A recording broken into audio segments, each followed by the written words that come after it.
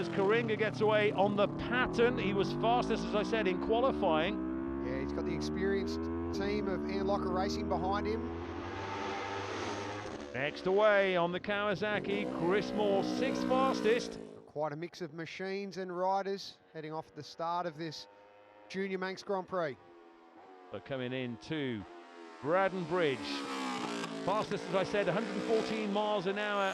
His quickest time during qualifying. Chris Moore could only manage 112. Still pretty impressive. Medafabet Racing, Kawasaki ER6. And Mark Colvin now gets away on a Kawasaki. He was 5th fastest. He was in the 113s. They've got a fantastic exhaust note, these machines.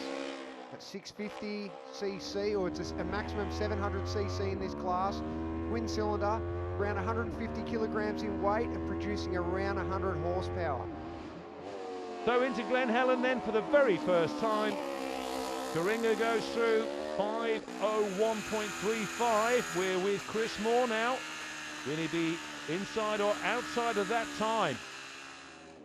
So in he comes, it's 5:03.46. So he's behind Coringa on the road and behind him on the leaderboard. Here's Jamie Williams. Really pushing.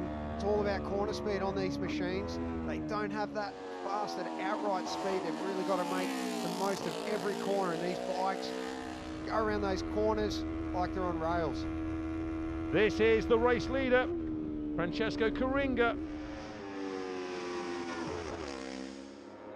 But here comes Coringa into Solby. That engine absolutely howling, a really exotic, bespoke, Italian-built machine that Francesco's riding there. The Pattons Cam, they're renowned for their straight line speed. Yeah, they certainly are. And top speed of these machines is near 160 miles an hour, so they're certainly not slow. Coming into Solby, this is Lopez, who's 3rd, passing Mayola, who's 6th. Out of Ramsey, the climb up towards the mountain.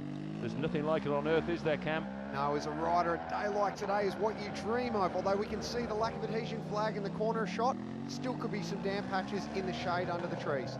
Williams still leads, 2.8 seconds now over Coringa. Lopez half a second behind at Ramsey. Coringa through the bungalow. So we're on board with Williams. He still leads. Now has he extended that lead over Coringa and Lopez, or has it been bitten into? Oh, it's just a 10th of a second, so there really is nothing between them. But Lopez is now 2nd. He's taken 2 seconds out of Williams on that lap. Coringa over the line to complete lap 1.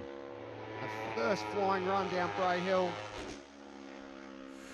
We're back with Chris Moore. It's a very close opening lap for this race, as you'd expect with the twins. Well, these machines are being pushed extremely hard, and that often takes its toll. Talking of taking its toll, no Victor Lopez. It appears he could be out at Crosby. He's fine.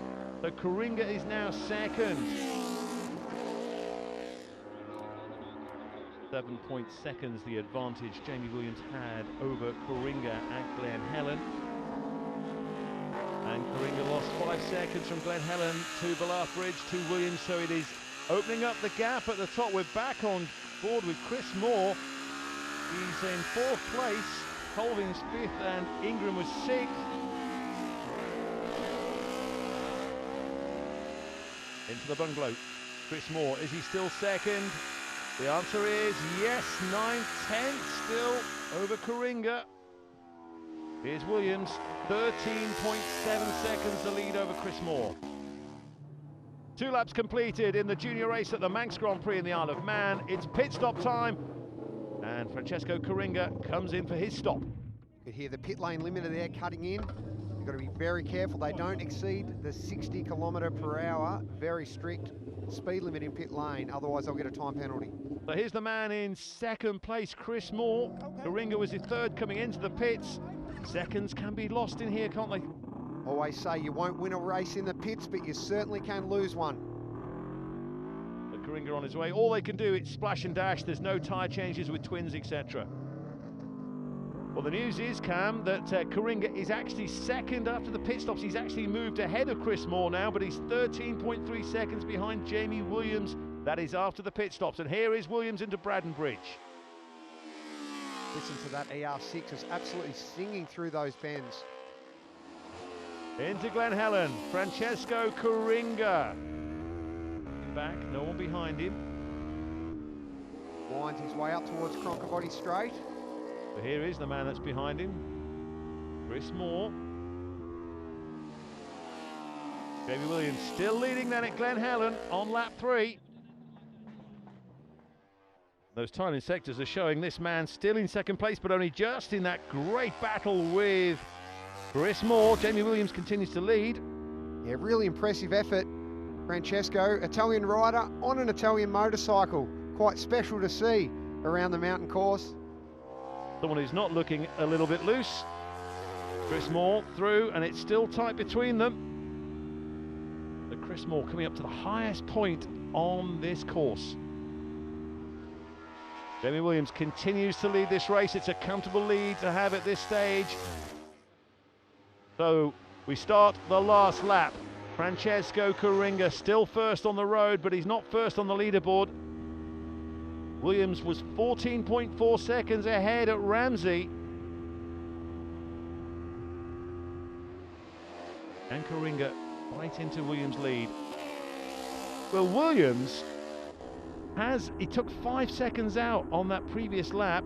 He's still in second place, but through Glen Helen, he was 9 seconds behind. Has he brought that down any more? Oh, a little wheelie from Dan Ingham over Crosby.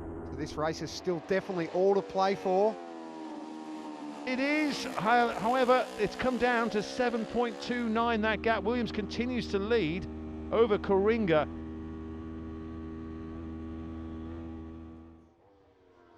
Francesco Coringa over the top for the final time, already in amongst slower riders. Yeah, that's another thing these riders will have to contend with now, and that could make a big difference to the results. If you get tangled up behind a slower rider, it could cost you valuable time. Chris Moore, of course, still battling away. A podium very much on the cards for Chris Moore.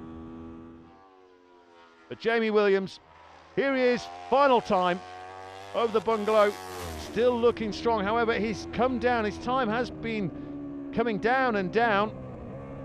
Through Halewood's Rise, what's going on? That doesn't sound right, Dave. There could be a mechanical issue here. What's happening? This is maybe he's going to get going again, is he? Oh, no, he's got an issue here, and it's a major one. Drama on the final lap.